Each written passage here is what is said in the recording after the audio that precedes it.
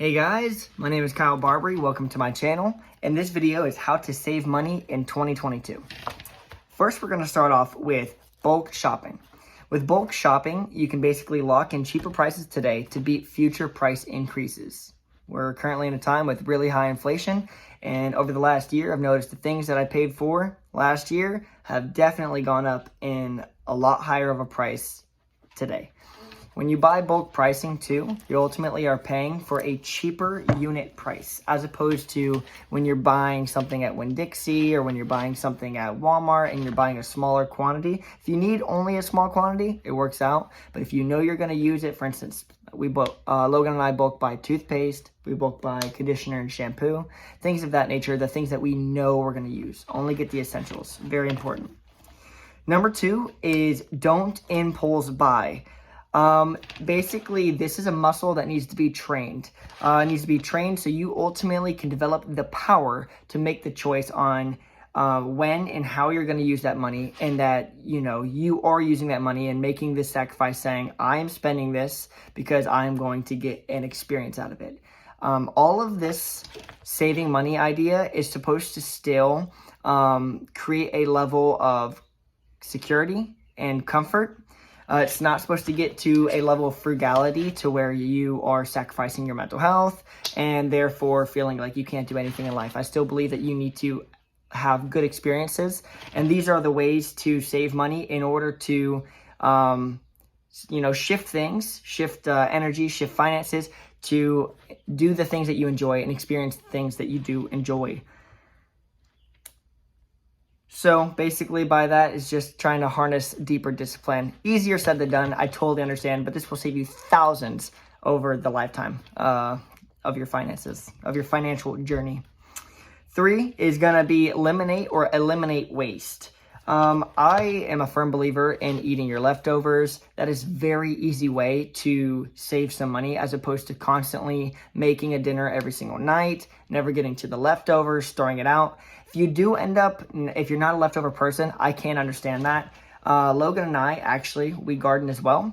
And so we use those leftovers, if we don't eat them, as compostable matter, which then we put into the garden, and the cycle is like basically, at least we're still kind of using it.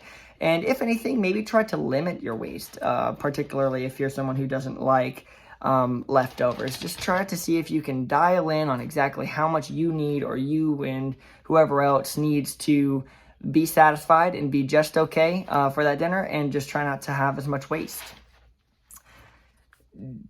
4 is going to be buy smart. In many cases, investors say you make money when you buy. And so basically it's just asking yourself all the time, do I need this? Do I want this? Why? So there's sometimes it's better to buy. So somebody said this the other day, buy once, cry once, right? So as opposed to buying something that's super cheap that you end up maybe having to buy back to back to back, I believe in making a smart purchase where if it is a little bit more expensive, it might be the best bet because it's actual quality and it will last way longer than some cheap things that you end up buying.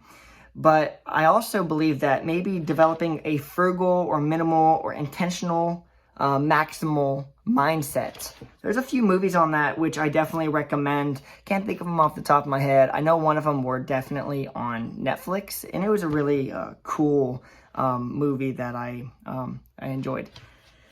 So a way that you could do this too is finding ways to, maybe buy cheaper gas, get fuel efficient vehicles, things like that. Just buying, as smart as you can.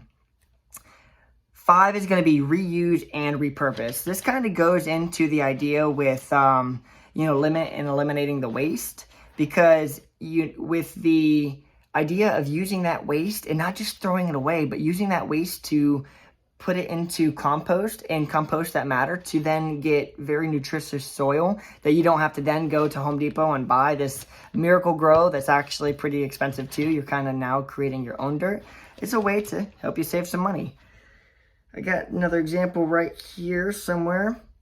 But use everything to the fullest. Maybe you can find creative ways to just think outside of the box. I had took a class in college one time that was basically giving us a whole bunch of images and was saying, how can you use these like items in different ways that are normally used, right? So there was a picture of a fork, and typically we use a fork to eat, pick up our steak bites and eat them.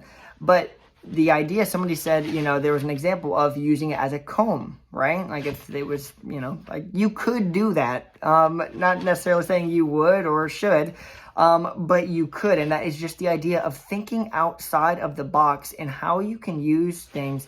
And definitely, I think there's hand in hand with, if you don't necessarily need it, maybe you could sell it, there's a fine line treading between like holding on to too many things and maybe getting to the spectrum of becoming a hoarder.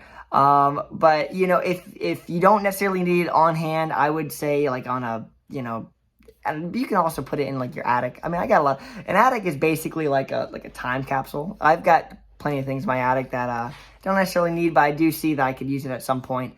But at some point, I will say that if you can't necessarily find a reason, I guess you will know in yourself whenever you think it's right to just say, I'm going to let this go, I'm going to throw it out. Sometimes that is a good choice, and it can pay as well, as opposed to taking up all your space. Also, a cluttered mind can not help. Sometimes a cluttered mind, based off of having a cluttered home, can create, symptoms of anxiety and, a feeling of being overwhelmed. At least for me, but I've noticed it across the board as well. It can happen. It is, I'm sure there's some sort of science behind this, but I don't know off the top of my head. Okay, and then the last one is, I got two others. So this is 5 or 6, not sure, but utilize the democratization of information. What I mean by that is this video right here, what you're doing. My video is one of many. I believe in my journey on YouTube right now is I have a unique perspective. I'm at a certain part of the spectrum, and I completely love listening to Millennial Money on YouTube and Graham Stephan. These people have helped me completely achieve more financial literacy and increase my financial IQ.